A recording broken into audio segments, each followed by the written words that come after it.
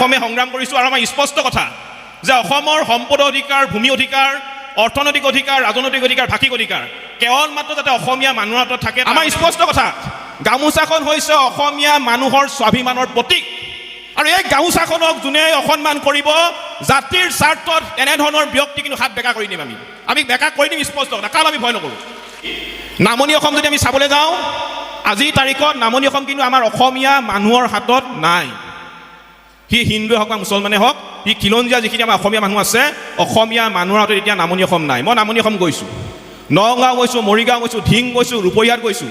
সেই ঠাইবিলাক গৈ মই দেখিছোঁ তাত অসমীয়া মানুহৰ দপদপনি নাই। তাত অবৈধ সন্দেহযুক্ত নাগৰিক মিয়াৰ দপদপনি। মিয়াই খিলঞ্জীয়া মানুহক মাৰিছে, পিটিছে, খিলঞ্জীয়া মানুহক বাই ভনীক ধৰ্ষণ কৰি হত্যা কৰিছে, খিলঞ্জীয়া মানুহৰ মাটি বাৰী সম্পত্তি কাঢ়ি লৈছে, আমাৰ নামঘৰৰ মাটি, সত্ৰৰ মাটি দখল কৰিছে। গতিকে এইবিলাক আমি ইয়াৰ বিৰুদ্ধে মাত মাতিব লাগিব। কোনোবাই 200 টকা দিছে আৰু সেইধৰণে আমি অৰ্থ সংগ্ৰহ কৰি প্ৰায় 7.5 লাখ টকা বাজেট লৈ আমি অনুষ্ঠানটো পাতিছোঁ। আৰু আপোনালোকে বিপিন চাওডাঙৰ গান শুনি ভাল পায়নে নাপায়? আৰু সেইবাবে যাৰ কণ্ঠত জাতীয়তাবাদী চিন্তা চেতনা জাগ্ৰত হয়, তেনে এজন শিল্পীক আমাৰ এই ঐতিহাসিক তলাতল ঘৰৰ বাকৰিলৈ আমি মাতিছোঁ। আৰু আপোনালোকক কৈ ভাল পাইছোঁ এইটো কথা যে আমি জাতীয় সংগ্ৰামী অসমে বহাগ বিহু অহাৰ আগে আগে আমি 100 গৰাকী ছাত্ৰ ছাত্ৰীক আমি বিহু নাচ কৰ্মশালা দিছিলোঁ বিনামূলীয়াকৈ।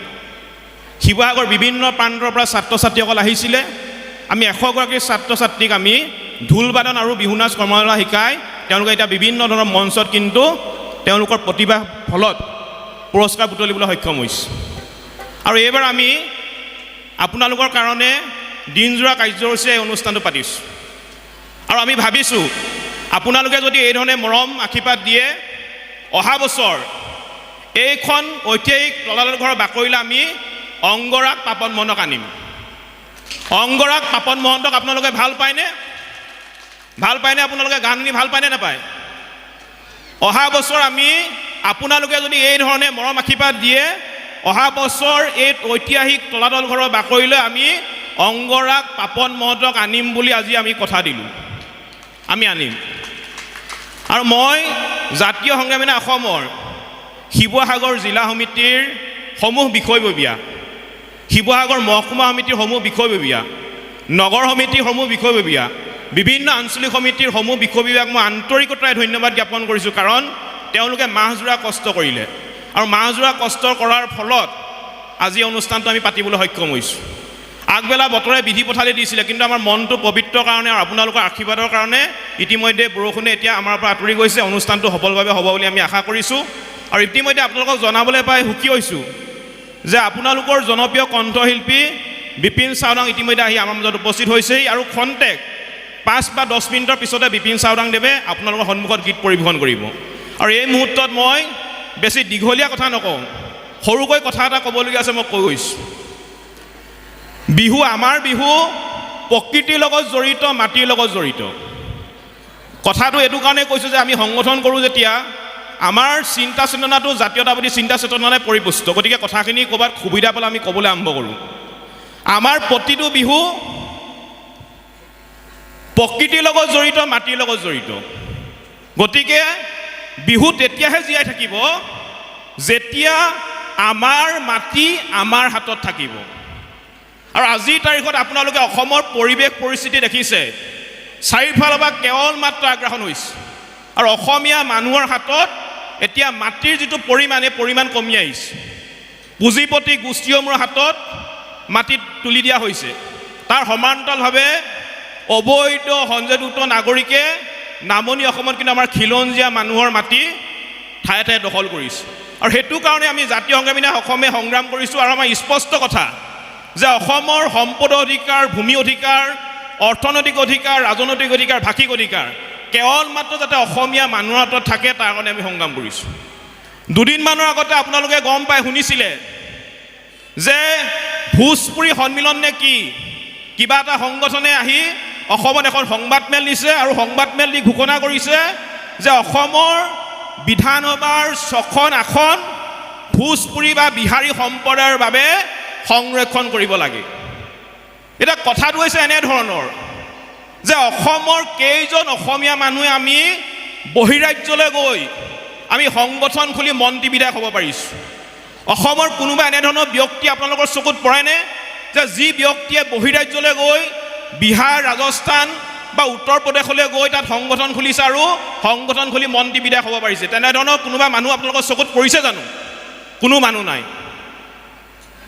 আৰু অসমৰ এনেধৰণৰ কোনোবা ব্যক্তি আছে নি যি বহিৰাজ্যত গৈ সেই ৰাজ্যৰ বিধানসভাৰ আসন অসমীয়াৰ বাবে সংৰক্ষণ কৰা দাবী তুলিছে কেৱল মাত্ৰ অসমত হৈছে গতিকে অনা অসমীয়াবিলাকৰ এই ধৰণৰ যিটো উদ্ভণ্ডালি এই উদ্ভণ্ডালি আমি কোনো কাৰণতে কেতিয়া সহ্য নকৰোঁ এইটো স্পষ্ট কথা আমি কোনো কাৰণতে কেতিয়া সহ্য নকৰোঁ আৰু কাৰ আশীৰ্বাদত এই অনা অসমীয়া গোষ্ঠীটোৱে আমাৰ অসমীয়া মানুহৰ ওপৰত উঠি মূৰত উঠি নাচিবলৈ আৰম্ভ কৰিছে কথাবিলাক আমি চিন্তা কৰিব লাগিব আৰু সেইটো কাৰণে কৈছোঁ যে এই মাতৃভূমিত কেৱল মাত্ৰ খিলঞ্জীয়া মানুহৰ প্ৰভুত্ব আৰু আধিপত্য থাকিব লাগিব আৰু যদি অসমীয়া মানুহৰ এই ধৰণে যদি কোনোবাই অধিকাৰ কাঢ়িব বিচাৰে তেতিয়াহ'লে স্পষ্ট কথা সঁচা কথা কৈছোঁ এই ভোজপুৰী সন্মিলনৰ নিচিনা নেতাক কিন্তু জাতিৰ স্বাৰ্থত প্ৰয়োজনত কাণত ধৰাই কিন্তু আঁঠুকাই থোৱা হ'ব এইটো স্পষ্ট কথা কাণত ধৰাই আঁঠুকাই থোৱা হ'ব এতিয়া এই কথাটো মই যেতিয়া বিহু বতৰত কৈছোঁ বিভিন্নজনে এতিয়া মোক সুধিব পাৰে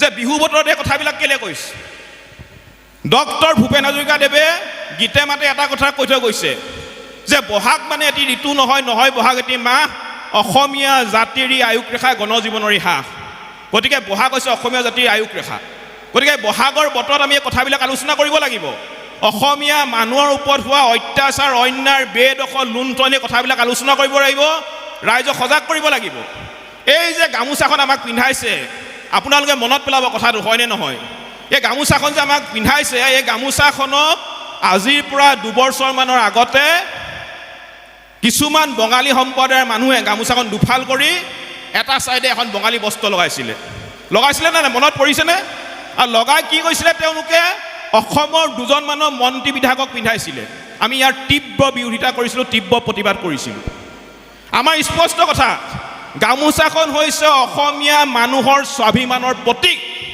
আৰু এই গামোচাখনক যোনে অসন্মান কৰিব জাতিৰ স্বাৰ্থত এনেধৰণৰ ব্যক্তি কিন্তু হাত বেকা কৰি দিম আমি বেকা কৰি দিম স্পষ্ট কথা কাল আমি ভয় নকৰোঁ আমি জাতিৰ স্বাৰ্থত কালৈ ভয় নকৰোঁ আমি জেললৈ কেইবাবাৰো গৈছোঁ আপোনালোকে নিশ্চয় নিউজত দেখা পাব আমি জেললৈ কেইবাবাৰো গৈছোঁ আমাৰ ল'ৰা জেললৈ গৈ থাকে আমি জেললৈ যাবলৈ ভয় নকৰোঁ কিন্তু স্পষ্ট কথা এটাই কোনো কাৰণতে অসমত অনা অসমীয়াৰ দপদপনি আমি কেতিয়াও সহ্য নকৰোঁ আৰু ইয়াৰ সমান্তৰালভাৱে আৰু এটা কথা ক'ব বিচাৰিছোঁ অসমত যিমানবিলাক অখিলঞ্জীয়া মানুহ আছে এই অখিলঞ্জীয়া মানুহৰ কিন্তু আমি দপদপনি সহ্য নকৰোঁ এই কথাটো এই মুহূৰ্তত ক'ব লাগিব এটা কথা যে আজিৰ তাৰিখত নামনি অসম আমাৰ অসমীয়া মানুহৰ হাতত নাই নামনি অসম অসমীয়া মানুহৰ হাতত নাই আমাৰ যিখন উদযাপন সমিতি আছে এই উদযাপন সমিতিখনৰ মুখ্য উপদেষ্টা মানে কি বুজা যায় যাৰ আদৰ্শ লোৱা হয় যাক অনুসৰণ কৰা হয় মুখ্য উপদেষ্টা হৈছে আসফিয়া চুলতানা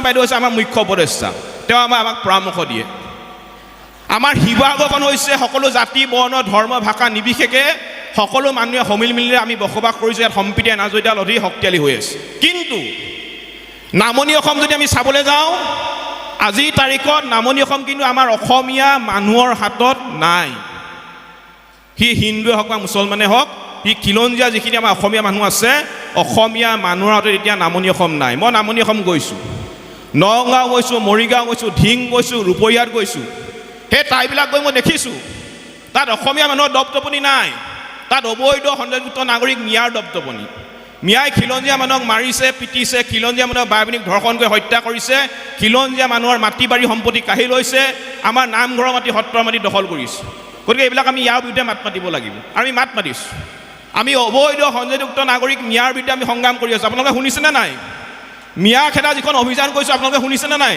শুনিছে আপোনালোকে সমৰ্থন কৰে নে নকৰে বাৰু অবৈধ সন্দেহযুক্ত নাগৰিক খেদা যিখন আমি সংগ্ৰাম সমৰ্থন কৰাই নে আপোনালোকে যদি সমৰ্থন কৰে হাত চপাই দিয়া দিয়ক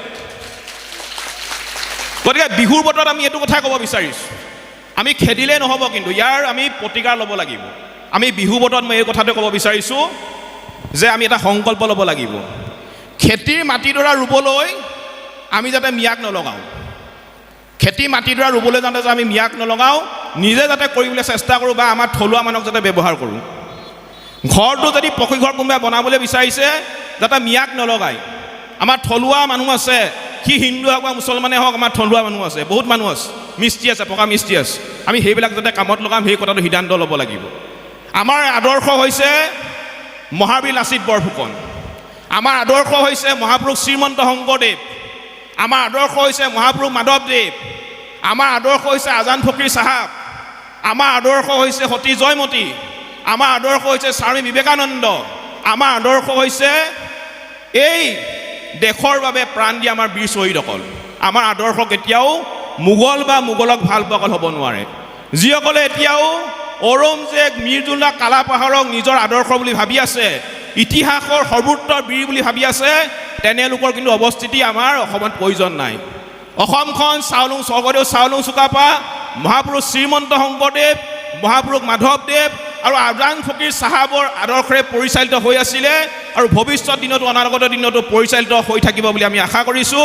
আৰু সকলোকে পুনৰবাৰ আপোনালোকে যি ধৰণে এই বিহুখন উদযাপন কৰাৰ ক্ষেত্ৰত আমাক সহায় সহযোগিতা আগবঢ়ালে, অনাগত দিনত যাতে তেনেধৰণে সহায় সহযোগিতা আগবঢ়াব বুলি আশা ৰাখি মই মোৰ চমু বক্তব্য সামৰি মাৰিছোঁ। সকলোৱে একেলগে ক'বচোন, এটা শুনি ভাল লাগিব, জয় অসম, জয় অসম, জয় অসম। ধন্যবাদ। হেল্ল', চিতু বৰুৱা ডাঙৰীয়া বৰ স্পৰ্শকাতৰ বিষয় এটাৰ ওপৰত খুব সুন্দৰ বক্তব্য আগবঢ়ালে। হয়তো আপোনালোকে অনুভৱ কৰিব পাৰিছে, আমি এনেকৈ বিহু পাতি থাকিবলৈ হ'লে প্ৰথমে আমাৰ জাতি মাতি ভেটি আমি ৰক্ষা কৰিব লাগিব। মই পুনৰবাৰ চিতু বৰুৱা ডাঙৰীয়াক আন্তৰিক ধন্যবাদ জ্ঞাপন কৰিছোঁ। আৰু এই আপাহতে আমাৰ আজি মঞ্চত উপস্থিত থকা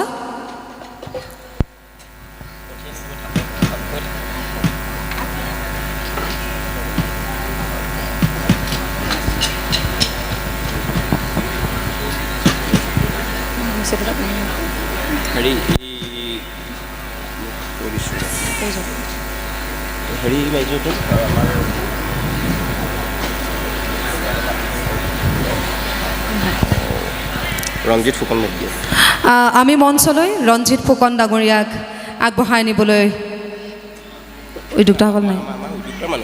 আমাৰ উদ্যোক্তাসকলৰ তৰফৰ পৰা ৰঞ্জিত ফুকন ডাঙৰীয়াক আমাৰ মঞ্চলৈ আহিবলৈ অনুৰোধ জনাইছোঁ। প্ৰণতি দত্ত বাইদেউ, পুষ্পাঞ্জলি বাইদেউ আৰু জাহিৰ আৰু আজি সুন্দৰকৈ দিনটোৰ আলোকচিত্ৰ ধৰি ৰখা আমি জাহিৰ আৰু আশিষ, জাহিৰ আশিষ আমি মঞ্চলৈ আহিবলৈ অনুৰোধ জনাইছোঁ।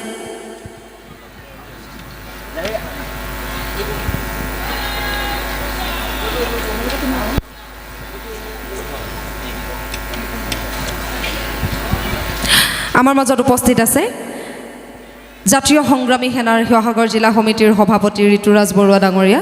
আমি তেখেতক প্ৰথমে এখনি বিহুৱানেৰে বিহুৰ লগ যাচিবলৈ বাইদেউসকলক অনুৰোধ জনাইছোঁ।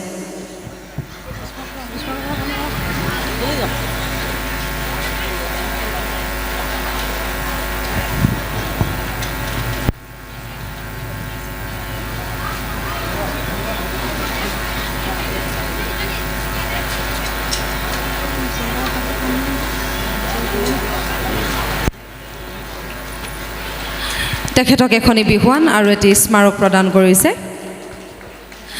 ৰঞ্জিত ফুকন ডাঙৰীয়া। ৰঞ্জিত ফুকন ডাঙৰীয়া আগলৈ আহিব। তেখেতকো এখনি বিহুৱান আৰু এটি স্মাৰক প্ৰদান কৰিবলৈ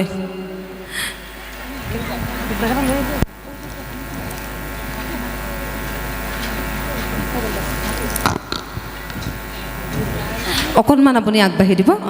এয়া ৰঞ্জিত ফুকন ডাঙৰীয়া, তেখেতক এখনি বিহুৱান আৰু এটি স্মাৰক প্ৰদান কৰিবলৈ অনুৰোধ জনাইছোঁ।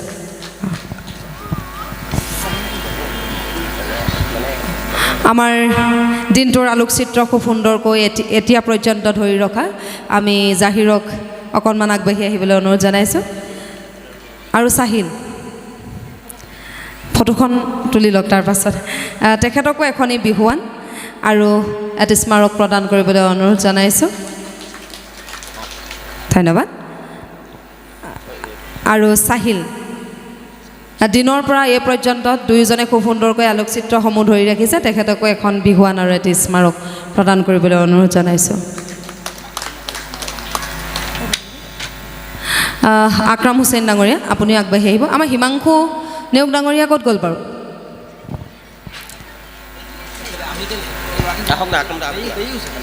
হিমাংশু নেওগ ডাঙৰীয়া, আপুনি আগবাঢ়ি আহিব।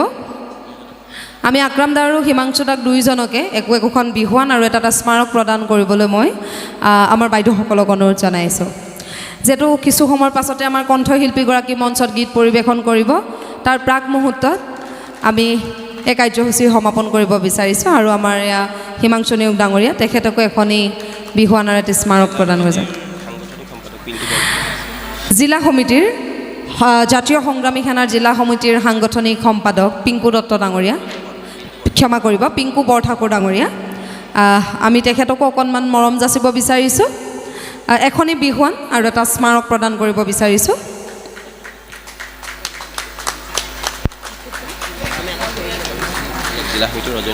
জিলা